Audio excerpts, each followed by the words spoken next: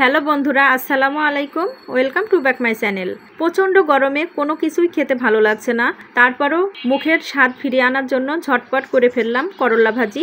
তাহলে আজকের এই করলা ভাজির রেসিপিটি চলুন দেখে নিই। করলা ভাজি করার জন্য প্রথমেই প্যানে তেল ঢেলে দিয়েছি, আর এই তেলটা গরম হয়ে আসলে আমি এর মধ্যে দিয়ে দিচ্ছি সেই করলাগুলো আমি আগে থেকেই কুচি করে কেটে নিয়েছিলাম, সাথে বেশ কিছু পরিমাণ আলু কেটে নিয়েছিলাম। আলুর সাথে করলা ভাজি করলে কিন্তু তিতাটা অনেক অংশেই কম লাগে, সেজন্য আমি আজকে আলু দিয়েই করছি। আর তার সাথে দিয়েছি বেশ কিছু পরিমাণ পেঁয়াজ কুচি, কাঁচামরিচ কুচি, হলুদের গুঁড়া, ধনিয়ার গুঁড়া আর টেস্ট অনুযায়ী লবণ। সামান্য এই কয়টা মশলা দিয়েই কিন্তু দারুণ স্বাদের করলা ভাজি করে নেওয়া যায়। আর এই করলা ভাজি খেতে খুবই ভালো লাগে। করলা ভাজি যারা তিতার জন্য খেতে চায় না, তাদের একটা টিপস, করলা ভাজি করার পর লবণ পানিতে কিছুক্ষণ ভিজিয়ে রাখলেই এর তিতা ভাবটা অনেকাংশে কম হয়ে যায়।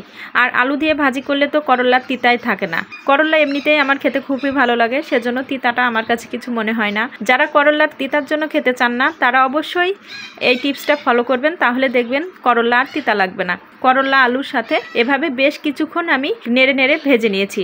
দেখতেই পাচ্ছেন নাড়তে নাড়তে কালারটা চেঞ্জ হয়ে যাচ্ছে।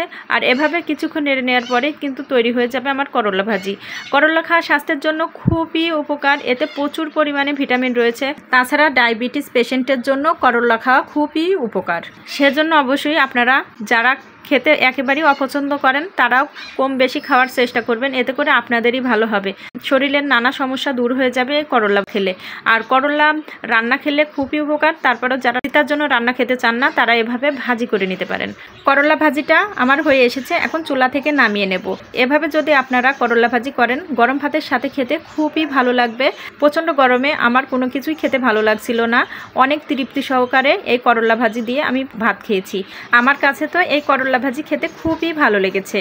আশা করি এভাবে করলা ভাজি করলে আপনাদের খেতেও খুবই ভালো লাগবে। আর আজকের এই করলা ভাজির রেসিপিটি যদি আপনাদের কাছে একটুও ভালো লেগে থাকে, প্লিজ আমার চ্যানেলটি সাবস্ক্রাইব করবেন আর লাইক দিয়ে পাশে থাকবেন। আর এই করলা ভাজির রেসিপিটি কেমন হয়েছে অবশ্যই কমেন্টস করে জানাবেন। সম্পূর্ণ ভিডিওটি দেখার জন্য সবাইকে অনেক অনেক ধন্যবাদ। ভালো থাকবেন, সুস্থ থাকবেন, সবাইকে ভালো রাখবেন। আল্লাহ হাফেজ, আসসালামু আলাইকুম।